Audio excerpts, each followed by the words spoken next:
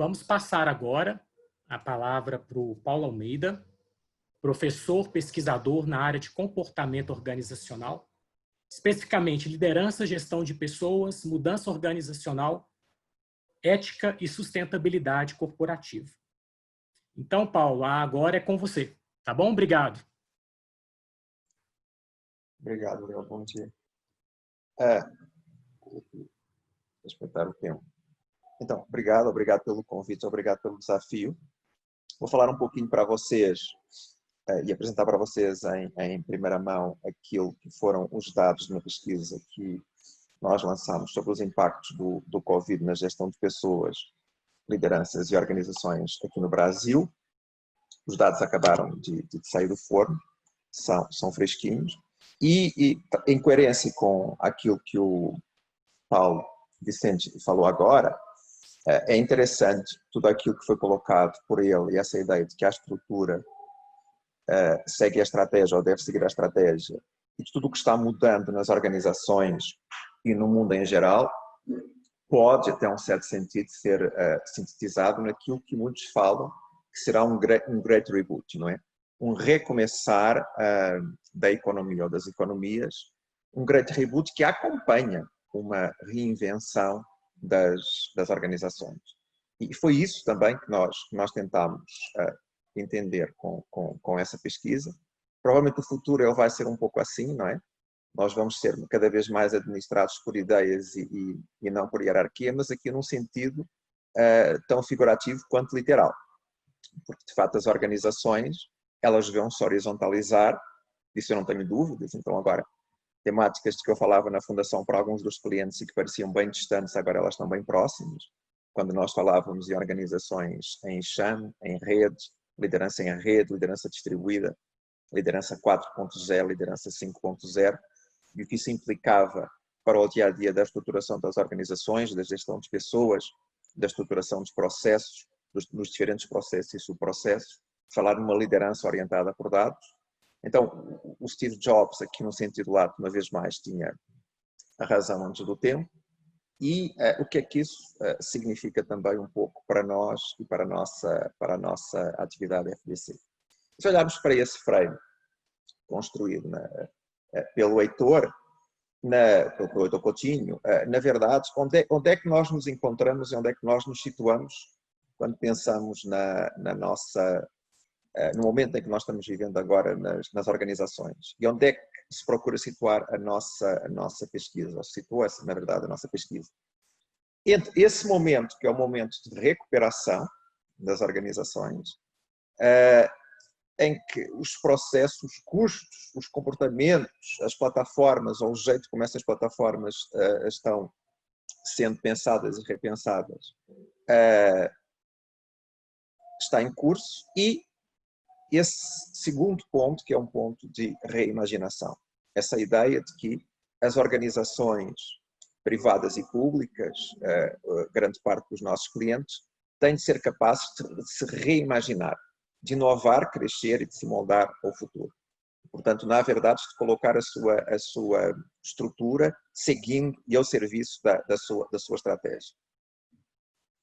Se olharmos para o tipo de respostas possíveis às organizações, isso necessariamente terá implicações no curto, médio prazo e já está tendo para a gestão de pessoas também. E olhando para esse frame da Korn Ferry, nesse momento nós ainda poderemos estar em algumas organizações aqui no verdinho, não é?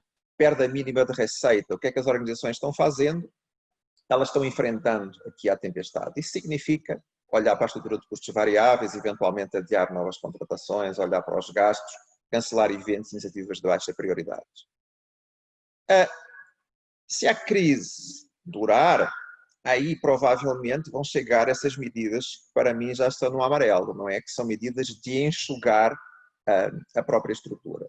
E se a crise durar muito também, e se houver uma perda significativa de receitas, aí provavelmente as organizações vão entrar aqui nesse vermelho, não é? Que será, digamos assim, um cenário pior, que é para as organizações, para os nossos clientes, provavelmente um pouco também para nós e, obviamente, para a economia em geral.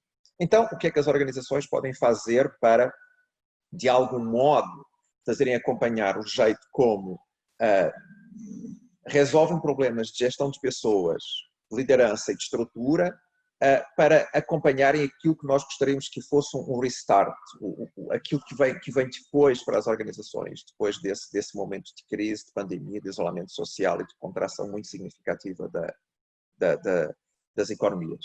Aliás, Restart é também provavelmente um bom nome para um programa nosso aqui na Fundação, mas essa pesquisa, na verdade, ela está embasando o Next na parte de pessoas. E o frame que a Aleni e eu criamos, é que nós chamamos R3L, é um frame que procura olhar para esses 4 componentes mais relevantes para 4 dimensões da gestão de pessoas no pós-crise.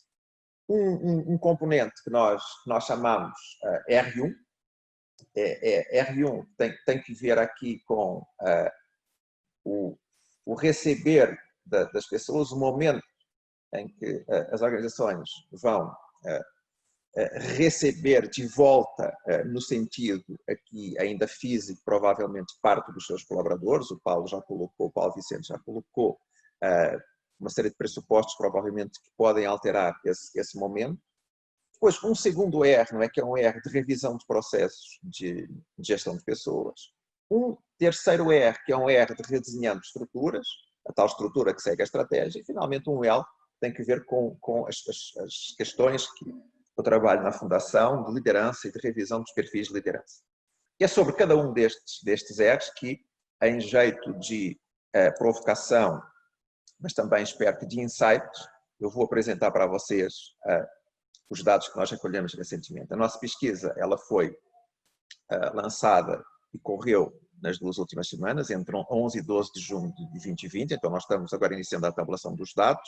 Vai ser uma tabulação bastante interessante, porque no final, não vou apresentar isso para vocês hoje, mas no final, Aleni e eu, nós vamos criar aquilo que nós chamamos um índice de transformação organizacional, ou na sigla que nós criamos,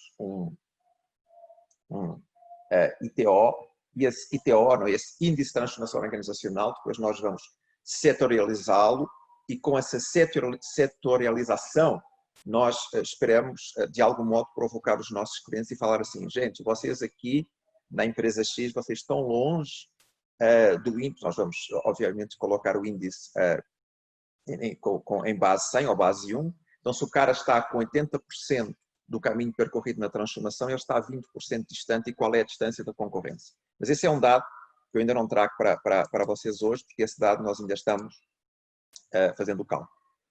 E depois podemos ter esse cruzamento todo por setor, dimensão de empresa, níveis de faturamento, etc. Bom, mas vamos então entrar um pouquinho aqui nos dados da pesquisa em algum detalhe, também como falei para vocês, esperando que isso também possa ser uma provocação e pretexto para vos trazer alguns insights. Uma das questões que nós quisemos entender, uma das primeiras, foi qual é que era o principal fator de pressão para a mudança na organização dos nossos clientes. E o primeiro, que aparece com 43,8% de respostas, são novos hábitos de consumo. De seguida, são novas tecnologias nunca usadas, e, portanto, a adaptação quer a clientes, quer a novas tecnologias. E em terceiro aparecem os stakeholders querendo mudanças. Depois há outros fatores aí que os nossos clientes consideram menos importantes. Clientes, estamos falando de clientes de GO, privadas, depois vamos lançar, além disso, a pesquisa em gestão pública. Novos players no mercado, recomposição de canais de distribuição logística, alteração ou criação de nova legislação e, por último, e curiosamente, colaboradores querendo mudanças é olhado como o fator menos importante, aquele que os nossos clientes menos valorizaram. Mas o principal são novos hábitos de consumo de clientes e depois novas tecnologias nunca usadas na organização.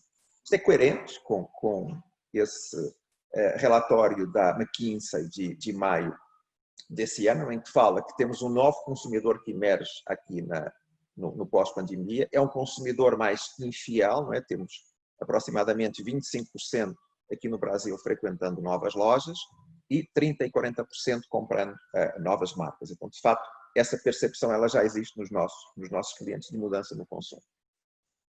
Então, vamos olhar para o primeiro L entender um pouquinho melhor, tendo em consideração que foram estes 3 proxies que a Alene e eu procuramos entender aqui um pouco, como é que estão sendo orientados os processos de comunicação nas organizações, como é que estão os nossos clientes olhando para ações de acolhimento e de adaptação, e se eles têm algum framework de preparação de lideranças e dos seus times para essa retomada e adaptação aqui ao novo normal. E aí, nós fomos perguntar para eles especificamente que ações é que tomaram ou planejam tomar no crise, no pós-crise, em particular, relativamente ao acolhimento de colaboradores. O principal destaque aqui é o da... Estou um pouquinho de gente, estou aqui anotando. É o de uso de formas de trabalho flexíveis como home office, depois aparece os planos de comunicação e, em terceiro, Paulo Vicente, já aparecem, de facto, a revisão dos espaços físicos aqui em terceiro e tido como o terceiro mais escolhido, porque, na verdade, essas questões agora eram todas de escolha múltipla. Depois temos uso de canais alternativos, um momento de troca de experiências e, aqui, programas de saúde mental ou programas de desenvolvimento, eles aparecem aqui, desenvolvimento de lideranças, eles aparecem aqui como a escolha última. Isto, portanto, no primeiro R1, nessa questão, nessa dimensão de recebendo pessoas e olhando para aqueles 3 proxies. Olhando para o R2, o revendo processos e pensando nesses 3 proxies, não é? Quais é que são as diretrizes para a revisão dos principais processos de gestão de pessoas que estão sendo impactadas agora no pós-Covid? Está havendo revisão ou superação de processos e planos para a implementação de mudanças nas organizações? Aqui, a principal ação, nós voltamos a repetir aqui a questão, na verdade, é a mesma. O que muda são as dimensões. Então, nessa dimensão aqui, agora, relativamente à revisão de processos de gestão de pessoas, intensificação do uso de tecnologias, alterações na definição de metas, processos de reskilling. Depois, alterações nas funções e nas posições aqui não são consideradas, nesse momento, medidas a tomar pelos nossos clientes. Alterações no ciclo da avaliação da performance, elas estão aqui nesse lugarzinho aqui no final. E, finalmente, temos aqui num outro só um pouquinho de gente que o meu computador aqui bagunçou, e temos aqui finalmente muito menos atribuindo aos nossos clientes muito menos importância, alterações na composição dos bónus e alterações nesse timing de distribuição dos bónus. Terceira dimensão, revisão de estruturas. Os proxies que nós quisemos olhar, além de eu, foram alternativas de estruturas, se eles estão pensando nisso, planos para a implementação dessas mudanças e se estão havendo iniciativas de revisões de job skilling e de reskilling. Aqui, o que aparece mais destacado são a introdução de novos ou redesenhos de sistemas de tecnologia, é a tecnologia que aparece aqui em primeiro lugar, depois a questão da autonomia dos colaboradores, mas sem mexer na estrutura, mas um redesenho da estrutura organizacional já aparece aqui em terceiro. Então, de novo, Paulo Vicente, estrutura seguindo estratégia para 16,5% dos nossos clientes de grandes organizações privadas. Depois, participação em novas redes de organizações e de inovação. Este é um dado interessante que me surpreendeu, que eu gostava de explorar. 15,4%. Redesenho de processos, 10,6%. E alterações nos modelos de governança e diminuição dos níveis hierárquicos na régua, 8,5% e 6,6% no percentual de respostas.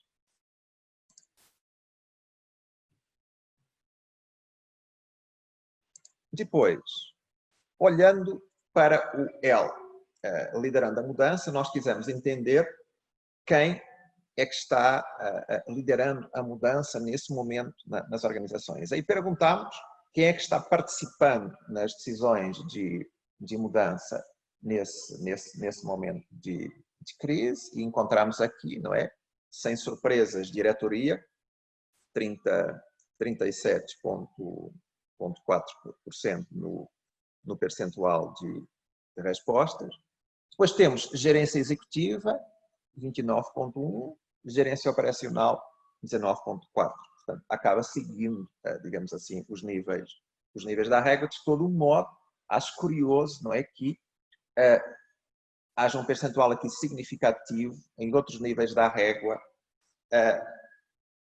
identificado pelos nossos clientes de GO privadas como atores participantes nas decisões de mudanças nas organizações agora nesse momento de crise. E, portanto, nós acabamos olhando aqui um pouco para essas quatro dimensões, não é? Esse modelo do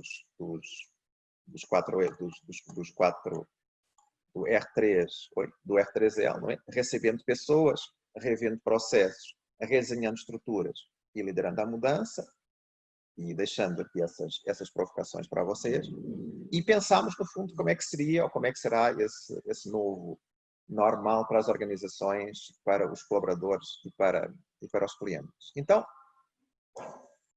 as provocações e as questões que eu queria deixar aqui para vocês, não é? Que são uma decorrência deste nosso trabalho, na verdade, desses nossos primeiros resultados, é de entendermos até que ponto é que nós estaremos perante um novo ecossistema de trabalho. Um ecossistema de trabalho em que muito provavelmente teremos uma liderança muito mais distribuída em organizações muito mais horizontais, em que a proximidade do cliente, a agilidade, a rapidez, agora elas ainda são mais determinantes, aquilo que eu já falava há mais de 1 ano e meio aqui na Fundação, organizações orgânicas, organizações em enxame, estruturas colaborativas, plataformas, liderança 4, 5.0 distribuída em rede. Portanto, provavelmente teremos agora, e esse terá vindo para ficar, um trabalho em rede com maior horizontalidade e agilidade aqui nos fluxos internos, nos processos e no acesso ao cliente. E isso vai implicar necessariamente que a estrutura siga aqui a estratégia e siga, obviamente, muito de perto o cliente, e nesse seguir da estrutura relativamente à estratégia e ao novo cliente e ao novo colaborador que se desenha, nós vamos ter funções que elas vão ter necessariamente que ser redesenhadas. Aliás, nós temos isso bem pensado no Next, inclusive para os clientes com quem nós estivermos intervindo na questão do redesenho das estruturas. Nós temos um frame claro que a Allen e eu construímos de implicações. Como é que nós, mexendo em certas alavancas no job design e redesign, isso vai ter implicações noutras no contexto da distribuição de poder e de funções e de processos na própria organização. E, finalmente, como o meu querido colega Paulo Vicente também já colocou para vocês em jeito de provocação, o fim do escritório, não é? Se vamos ter, de fato, e vocês já colocaram aí, a Vivi Barreto estava colocando aí no chat o que está acontecendo aqui em Belo Horizonte e em Lourdes, como os hotéis estão reinventando com novos espaços, se de fato vamos ter o fim do escritório e, por via disso, também o fim dos grandes campos universitários, de business schools, ou se eles vão transformar em locais de experiência. Mas no que tange aqui ao escritório e à gestão de pessoas, que implicações é que isso vai ter nos próximos tempos para a gestão de pessoas, a reorganização e a reconfiguração de estruturas? Porque necessariamente não vai dar mais para ter organizações que trabalham em silos, com um estilo de liderança, um estilo de avaliação de comando e controle muito orientada para metas individuais e em que os processos colaborativos eles acabam esbarrando, é o que alguns autores chamam de déficit organizacional, acabam esbarrando e se tornando muito menos ágeis. O caminho para a agilidade aí, muito provavelmente, será o que vai determinar a reconfiguração de pessoas, de processos e de estruturas no futuro pós-Covid. E, Leo, eu creio que eu fiquei bem no meu tempo e, gente, é essa a provocação que eu queria deixar para vocês agora aqui nesse iniciozinho de manhã.